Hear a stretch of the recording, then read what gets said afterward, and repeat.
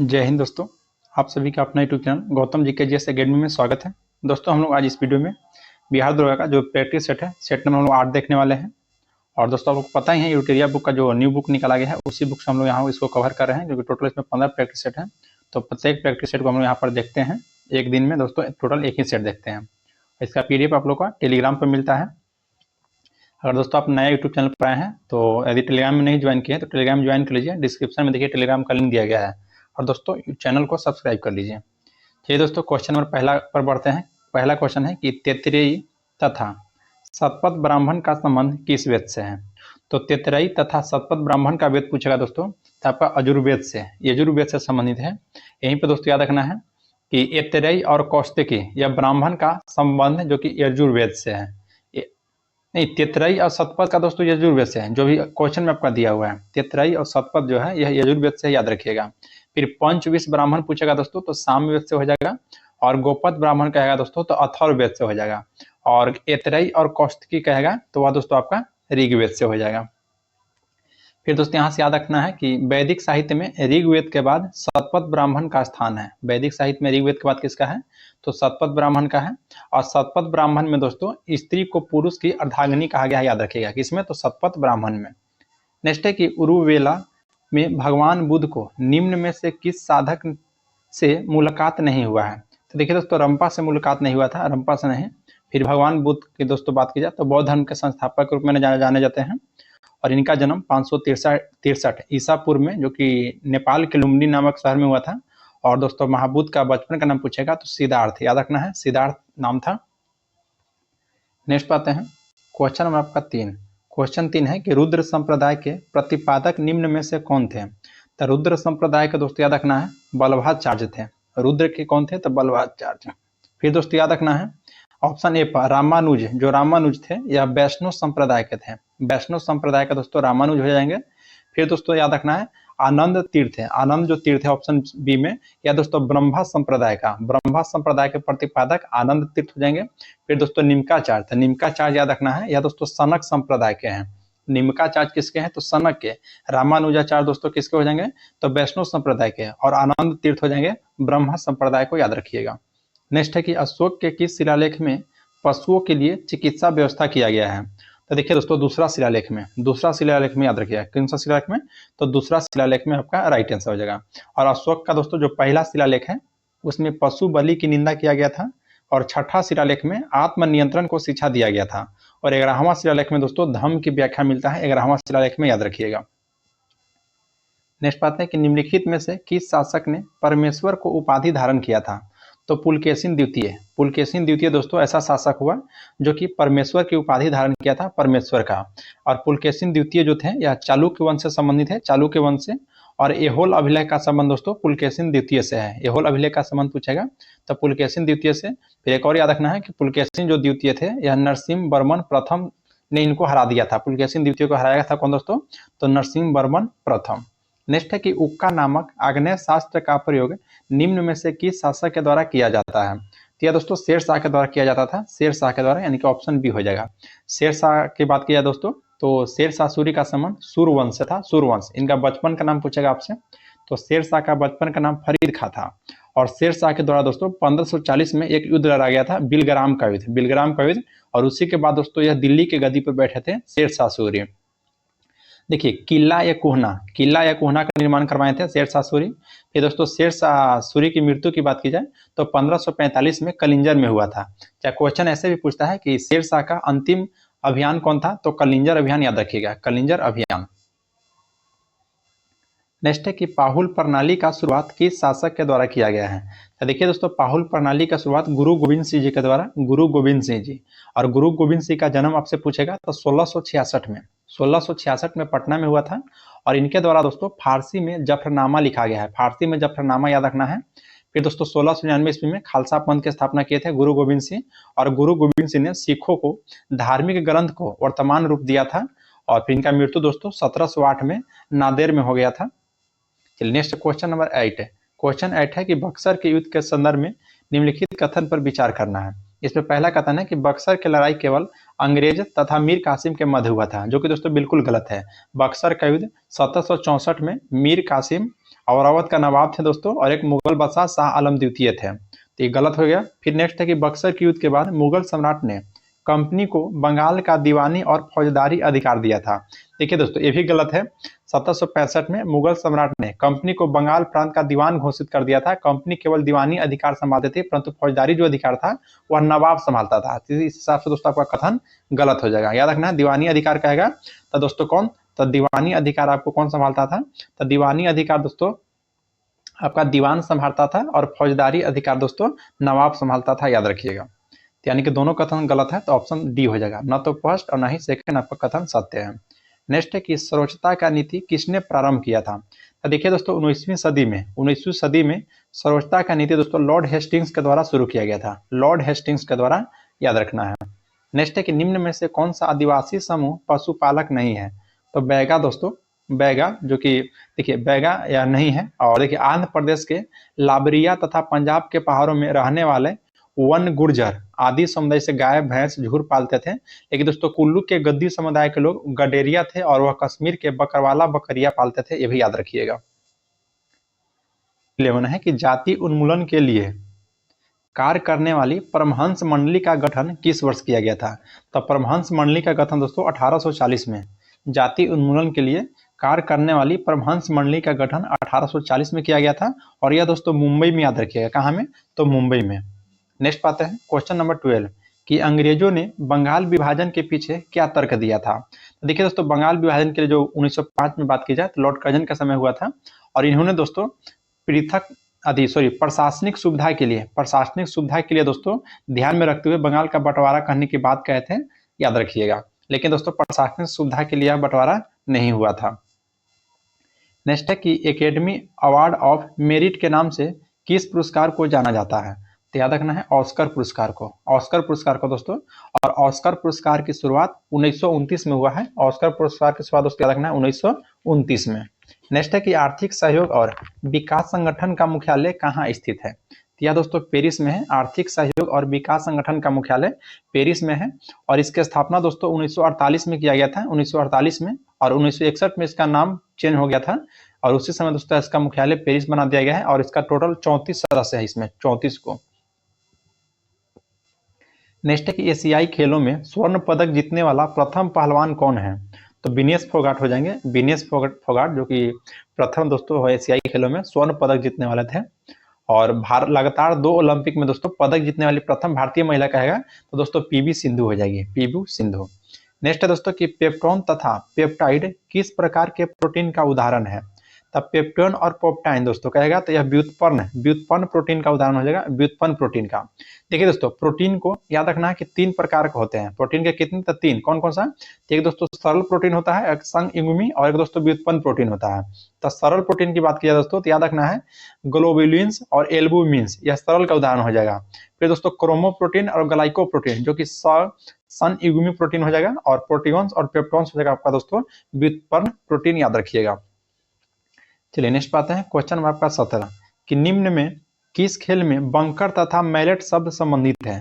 तो दोस्तों पोलो से संबंधित है, पोलो से याद रखिएगा। नेक्स्ट है कि राष्ट्रीय साक्षरता मिशन की शुरुआत किस पंचवर्षीय योजना में किया गया है। तो दोस्तों 7वीं पंचवर्षीय योजना में, और 7वीं पंचवर्षीय योजना का कार्यकाल 1985 से 1990 तक था, 1985 से 1990 तक, याद रखिएगा। नेक्स्ट है कि वित्तीय समावेशन का मध्यवार कार्य योजना तैयार करने हेतु किस समिति का गठन किया गया है। तो दोस्तों दीपक मोहंती समिति का, याद रखिएगा। दीपक मोहंती समिति का गठन वित्तीय समावेशन की मध्यकार कार्य योजना तैयार करने के उद्देश्य से किया गया था, याद रखिएगा। फिर एक है दोस्तों देखिए नचिकेता मोड़ समिति। तो नचिकेता जो मोड़ समिति है वह दोस्तों निम्न आय वाले परिवार और छोटे व्यवसाय को व्यापक वित्तीय सेवा उपलब्ध कराने हेतु किया गया था, नचिकेता मोड़ समिति। नेक्स्ट है कि सर्वाधिक कम तरल मुद्रा के रूप में किसे जाना जाता है। तो सबसे कम कहा दोस्तों तो M4 को हो जाएगा, और सर्वाधिक कहेगा दोस्तों तो M1 हो जाएगा। सबसे अधिक किसमें, तो M1 हो जाएगा, सबसे कम कहेगा तो M4 में हो जाएगा। क्वेश्चन 21 है कि भारत में बैंकों के द्वारा प्राथमिक क्षेत्र ऋण दान से तात्पर्य किसको ऋण देने से है। तो देखिए दोस्तों ये आपका कृषि से भी है, और छोटे उद्यम से है, और लघु उद्यम से है, यानी कि ऑप्शन डी आप लगा सकते हैं, उपयुक्त सभी। नेक्स्ट पाते हैं कि द वेल्थ ऑफ नेशंस पुस्तक द्वारा एडम स्मिथ ने किस प्रकार की आर्थिक व्यवस्था को प्रोत्साहित किया था? तो दोस्तों पूंजीवादी अर्थव्यवस्था को, पूंजीवादी अर्थव्यवस्था का दोस्तों। और यह एडम स्मिथ की पुस्तक है द वेल्थ ऑफ नेशन, जो कि 1776 ईस्वी में प्रकाशित किया गया था, 1776 ईस्वी में। नेक्स्ट है कि हाल ही में किस मध्य अफ्रीकी देश ने अपनी समृद्ध जैव विविधता का लाभ उठाने के लिए नगोया प्रोटोकॉल को अपनाया था? तो नगोया प्रोटोकॉल को दोस्तों कौन अपनाया था? तो कैमरून। कैमरून याद रखना है, कैमरून 2010 में दोस्तों अपनाया था और इसको 2014 में जाकर लागू किया था। नेक्स्ट है कि 7वां हिंद महासागर सम्मेलन कहाँ संपन्न हुआ है? तो ऑस्ट्रेलिया में, याद रखना है। 7वां हिंद महासागर दोस्तों ऑस्ट्रेलिया में 2024 में हुआ है। नेक्स्ट पाते हैं क्वेश्चन 25 कि हाल ही में किसने ग्रो रिपोर्ट और पोर्टल लॉन्च किया है? तो ग्रो रिपोर्ट और जो पोर्टल दोस्तों लॉन्च किया गया है वह नीति आयोग के द्वारा, नीति आयोग के द्वारा याद रखना है। और नीति आयोग को दोस्तों अध्यक्ष कौन होते हैं? तो प्रधानमंत्री। नेक्स्ट है कि केंद्रीय संस्कृति मंत्री जी किशन रेड्डी के द्वारा देश के पहले डिजिटल राष्ट्रीय संग्रहालय सलारगंज संग्रहालय की आधारशिला रखी गई और यह दोस्तों किस राज्य में स्थित है? तो आपका दोस्तों तेलंगाना राज्य में है, तेलंगाना राज्य में याद रखना है। कहाँ में दोस्तों? तो तेलंगाना राज्य में। नेक्स्ट बात है कि प्रधानमंत्री नरेंद्र मोदी ने किस राज्य में ओधावन बंदरगाह की आधारशिला रखा है? तो देखिए दोस्तों, ओधावन बंदरगाह की आधारशिला महाराष्ट्र में रखा गया है, महाराष्ट्र में याद रखना है, महाराष्ट्र में। और यह दोस्तों 76,000 करोड़ की लागत से, 76,000 करोड़ की लागत से बनेगी। नेक्स्ट बात है दोस्तों क्वेश्चन आपका 28 कि सितंबर 2024 में भारत ने किस देश के साथ पर्यटन के क्षेत्र में सहयोग को मजबूत करने के लिए एक समझौता पर हस्ताक्षर किया है? तो दोस्तों मलेशिया आपका राइट आंसर हो जाएगा, मलेशिया याद रखना है, मलेशिया। नेक्स्ट है कि हाल ही में अमेरिका के नवनिर्वाचित राष्ट्रपति डोनाल्ड ट्रंप अमेरिका में कौन से राष्ट्रपति बने दोस्तों? तो यह दूसरा क्रम के बने हैं और यह दोस्तों 47वां राष्ट्रपति याद रखना है। नेक्स्ट है कि किसको राष्ट्रीय कुमार गंधर्व पुरस्कार 2024 से सम्मानित किया गया है? तो सुधा रघुराजन को, सुधा रघुराजन को राष्ट्रीय कुमार गंधर्व पुरस्कार 2024 से सम्मानित किया गया है। नेक्स्ट है दोस्तों कि हाल ही में भारतीय रेलवे का 69वां डिवीजन कौन बना है? तो 69वां दोस्तों जम्मू रेलवे डिवीजन बन गया है, याद रखना है। और अभी दोस्तों वर्तमान में टोटल 69 ही डिवीजन है, 69। क्वेश्चन नंबर दोस्तों 32 है कि 17वां राष्ट्रीय फिल्म पुरस्कार में सर्वश्रेष्ठ फीचर फिल्म पुरस्कार किस फिल्म को दिया गया है? तो याद रखना दोस्तों आटम, किस फिल्म को दिया गया है? तो आटम को, यानी कि ऑप्शन नंबर ए हो जाएगा, आटम को दोस्तों दिया गया है। और सर्वश्रेष्ठ अभिनेता कहा था दोस्तों तो ऋषभ शेट्टी हो जाता है, ऋषभ शेट्टी, जो कि कंतारा के लिए दिया गया था। और सर्वश्रेष्ठ अभिनेत्री के रूप में नित्या मेनन को, नित्या मेनन को। और सर्वश्रेष्ठ हिंदी फिल्म कहेगा तो गुलमोहर को, हिंदी फिल्म में दोस्तों कौन आ जाएगा? तो गुलमोहर को याद रखिएगा। और फीचर फिल्म में कौन हो जाएगा? तो आटम हो जाएगा। नेक्स्ट है कि पेरिस पैरालंपिक 2024 में भारत के ध्वजवाहक कौन थे? तो पेरिस पैरालंपिक में दोस्तों, पैरालंपिक में कह रहा है तो पैरालंपिक में हो जाएंगे भाग्यश्री जाधव और सुमित अंतल, यानी कि ऑप्शन ए हो जाएगा। ऑप्शन ए दोस्तों भाग्यश्री जाधव और सुमित अंतल याद रखिएगा।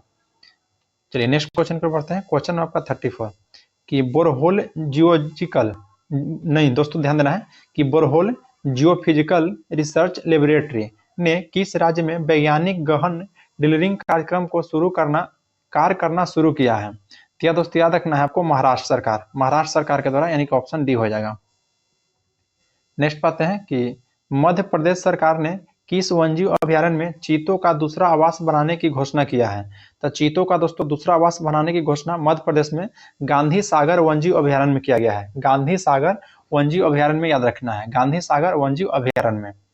नेक्स्ट पाते हैं कि ब्लूमबर्ग बिलियनर्स इंडेक्स के द्वारा जारी आंकड़ों के अनुसार एशिया का सबसे अमीर व्यक्ति कौन बने हैं? दोस्तों गौतम अडानी हो जाएंगे, गौतम अडानी याद रखना है, गौतम अडानी। नेक्स्ट है कि ग्लोबल लिवलेबिलिटी इंडेक्स में दुनिया का सबसे अच्छा रहना योग्य शहर किसे बताया गया है? तो दोस्तों वियना को बताया गया है, वियना को, यानी कि ऑप्शन डी हो जाएगा, वियना को।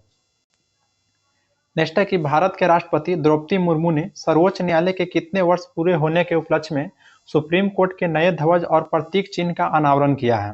तो दोस्तों 75 वर्ष के लिए, 75 वर्ष पद याद रखना है। सर्वोच्च न्यायालय के द्वारा 75 वर्ष के उपलक्ष्य में ही इसके लिए दोस्तों ध्वज और प्रतीक चिन्ह का अनावरण किया गया है। और सुप्रीम कोर्ट का दोस्तों जो नया ध्वज है वह नीले रंग का है और इसमें अशोक चक्र और सुप्रीम कोर्ट भवन और भारत का संविधान इसमें अंकित किया गया है। याद रखना कौन का? तो दोस्तों नीला रंग तो सबसे पहले है और अशोक चक्र, सुप्रीम कोर्ट भवन और भारत का संविधान इसमें शामिल किया गया है। नेक्स्ट है कि बिहार का मुख्य सचिव, तो बिहार का मुख्य सचिव दोस्तों अमृतलाल मीना जी, अमृतलाल मीना जी को बनाया गया है, याद रखना है।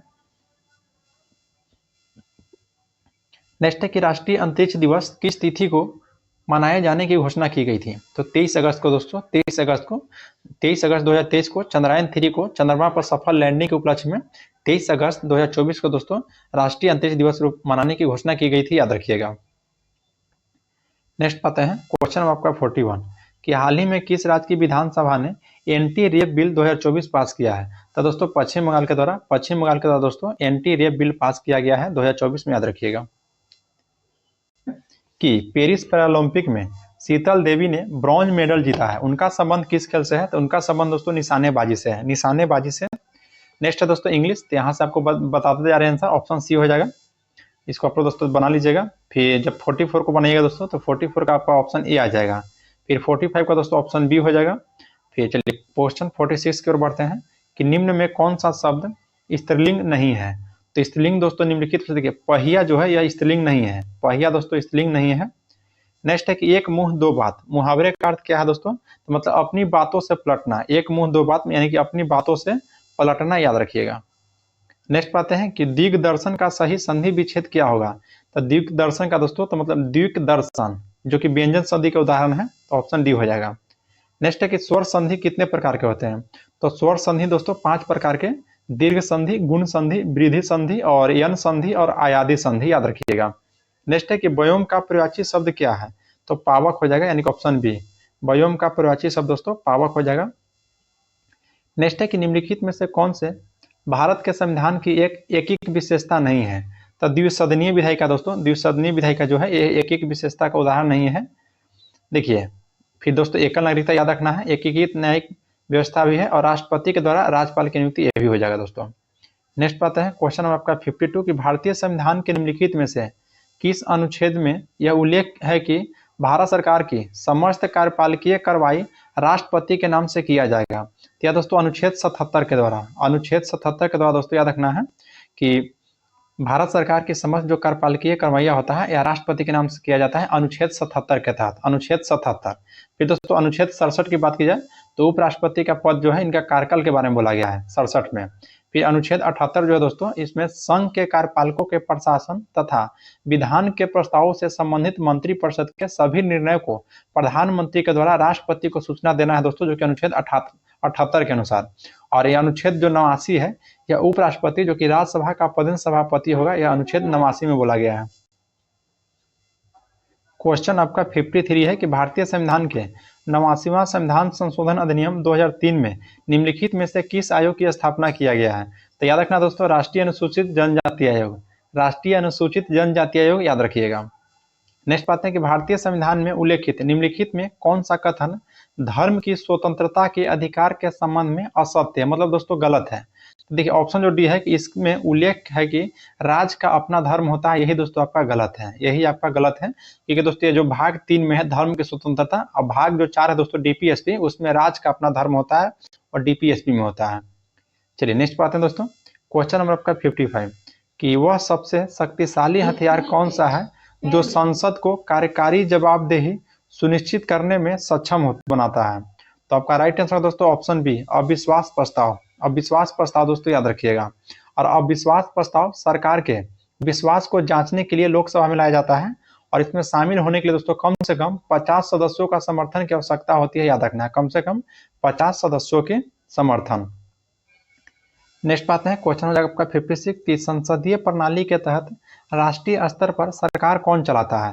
तो दोस्तों प्रधानमंत्री और मंत्रिपरिषद, प्रधानमंत्री और मंत्रिपरिषद के द्वारा संसदीय प्रणाली के तहत राष्ट्रीय स्तर पर सरकार को दोस्तों चलाया जाता है, याद रखना है।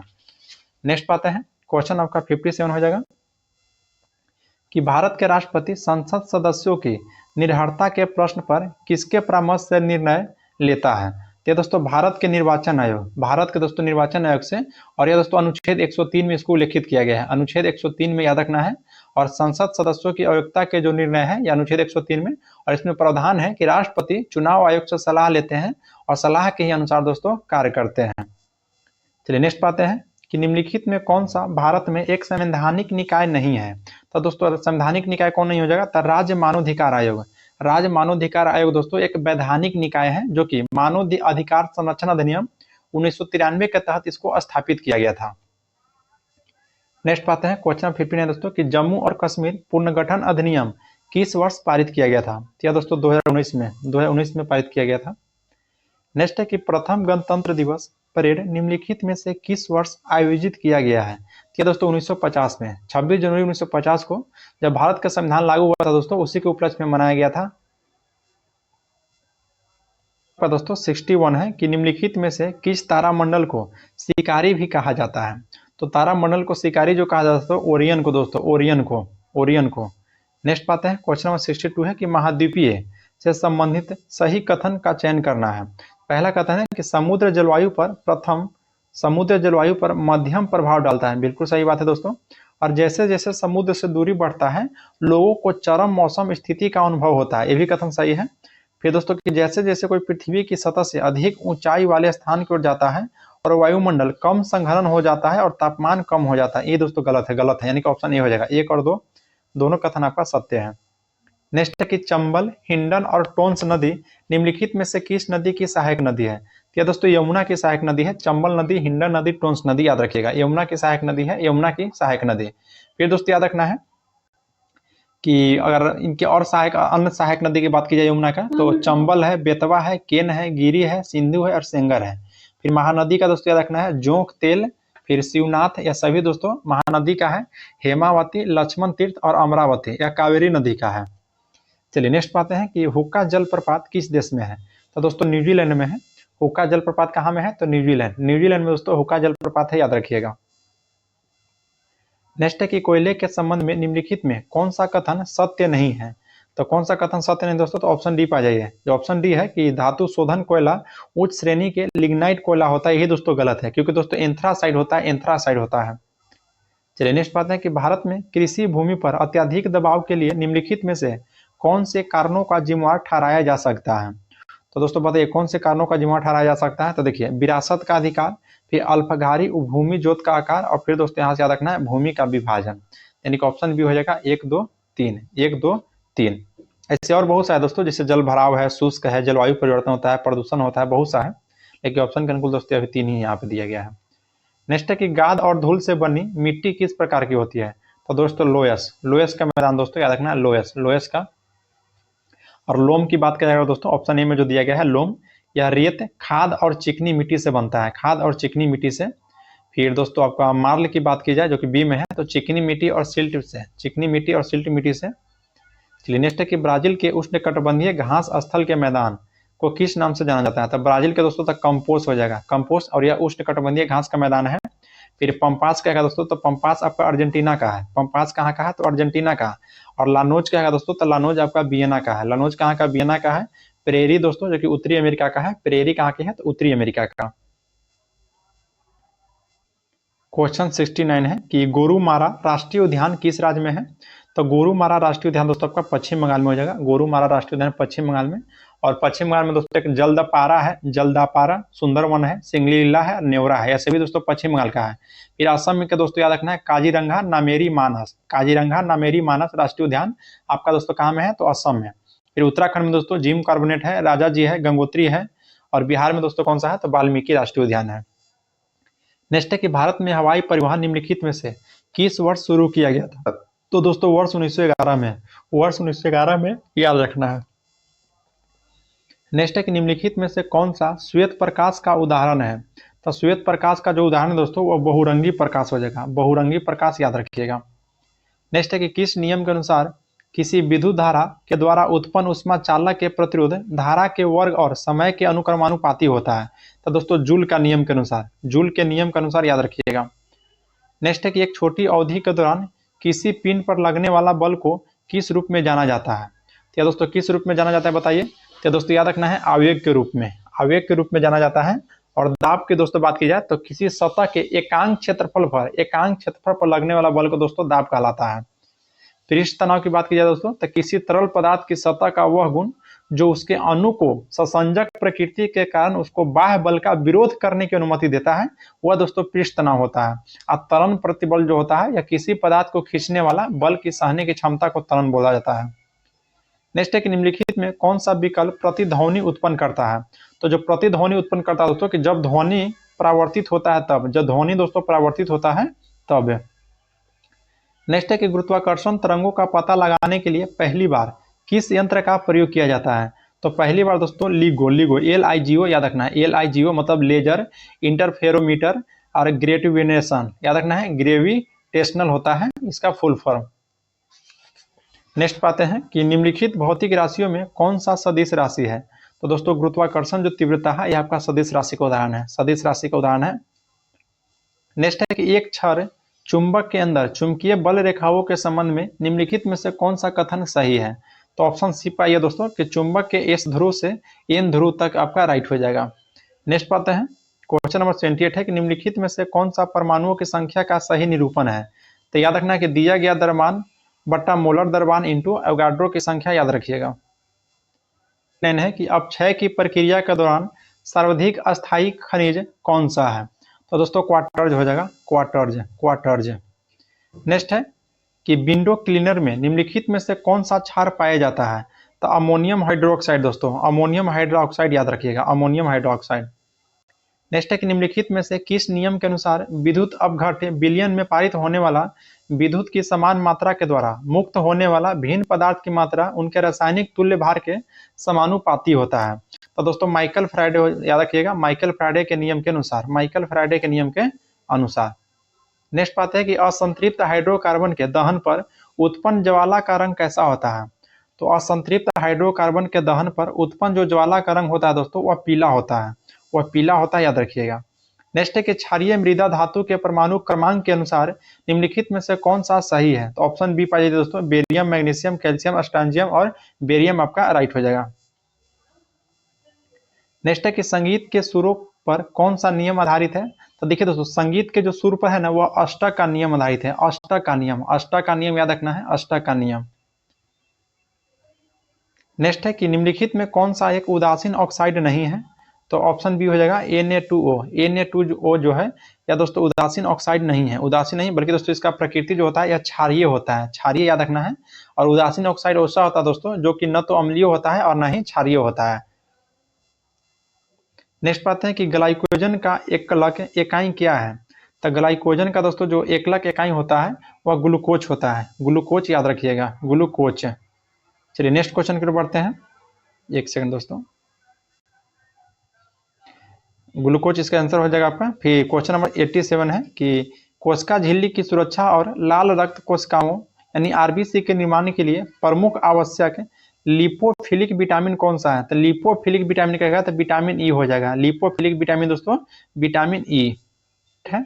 कि लाल, बैगनी, नीला या काले रंग के फलों, सब्जी तथा अनाज में कौन सा प्राकृतिक जैव सक्रिय और पानी में घुलनशील फिनोलिक यौगिक उपस्थित होता है? तो याद रखिएगा दोस्तों कौन सा होता है? तो एंथोसाइनिन, एंथोसाइनिन होता है, एंथोसाइनिन।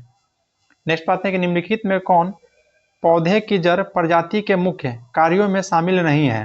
तो कौन शामिल नहीं दोस्तों? तो पौधे के हिस्सों का भोजन की जो आपूर्ति है यह आपका शामिल नहीं है, पौधे के हिस्सों का भोजन की आपूर्ति। नेक्स्ट पाते हैं कि भोजन और ऊर्जा की कमी के कारण होने वाला गंभीर अल्पपोषण को क्या कहा जाता है? तो इसको दोस्तों सूखा रोग कहा जाता है, सूखा रोग याद रखिएगा, सूखा रोग। नेक्स्ट है कि निम्नलिखित में कौन सा विटामिन B1 की कमी के कारण होने वाला बेरी रोग का लक्षण नहीं है? तो बेरी रोग का दोस्तों लक्षण नहीं कह रहा है, तो धीरे धीरे घाव का जो भरना है यह दोस्तों लक्षण नहीं है, यह लक्षण नहीं है, याद रखिएगा। नेक्स्ट क्वेश्चन पाते हैं, क्वेश्चन नंबर आपका 92 है कि गर्भनाल में कितनी धमनियां होती है? तो गर्भनाल में दोस्तों टोटल 2 धमनी होता है, एक नाभि धमनी होता है, एक नाभि शिरा होता है, 2 धमनियां रखना है, नाभि धमनियां और नाभि शिरा। नेक्स्ट पाते हैं क्वेश्चन 93 है कि उत्कीय परिरक्षण के लिए कोशिका द्रव्य लाल रक्त कणिकाओं, कोलेजन और पेंसी तत्वों को अभिरंजित करने के लिए इस्तेमाल किए जाने वाला उत्क्रमणीय प्रदीप्तिशील लाल अम्लीय रंजक निम्नलिखित में से कौन सा है? तो दोस्तों ईओसिन हो जाएगा, ईओसिन याद रखिएगा, ईओसिन। नेक्स्ट है कि अस्थि माजा में पाई जाने वाली कौन सी कोशिका शरीर के लिए मरम्मत प्रणाली के रूप में कार्य करती है? तो दोस्तों मूल कोशिकाएं काम करती है। नेक्स्ट है कि निम्नलिखित में कौन सा अस्थायी ऊतक की विशेषताएं हैं? तो अस्थायी ऊतक हो जाता है कि अंतराकोशिकीय रिक्तकाएं मौजूद होती है, इसमें अंतराकोशिकीय रिक्तकाएं मौजूद होती है। नेक्स्ट है दोस्तों क्वेश्चन 96, जब इसको आप बनाइएगा 96 का तो आपका जो दोस्तों आंसर आएगा 962 आएगा, 962 इसको बनाइएगा। तो फिर दोस्तों क्वेश्चन अगर यदि आप 97 बनाते हैं तो 97 का आ जाएगा 23 पूर्णांक 1/, दोस्तों 1/3 दिन आ जाएगा। नेक्स्ट है क्वेश्चन 98, जब 98 के बाद 8 का बनाइएगा दोस्तों तो ऑप्शन ए आ जाएगा 18,000 रुपया। नेक्स्ट है दोस्तों क्वेश्चन 99, क्वेश्चन जब 99 बनाते हैं तो दोस्तों 882 रुपया आता है, 882 रुपया। और जब क्वेश्चन दोस्तों 100 को बनाइएगा दोस्तों तो ये आपका ऑप्शन ए आ जाएगा 7:2। तो चलिए दोस्तों यहाँ पर सेट नंबर हम लोग का 8 समाप्त हो गया। मिलते हैं फिर दोस्तों सेट नंबर आपका 9 की ओर। तो चलिए दोस्तों आज के लिए इतना ही, फिर मिलते हैं नेक्स्ट वीडियो में। जय हिंद दोस्तों।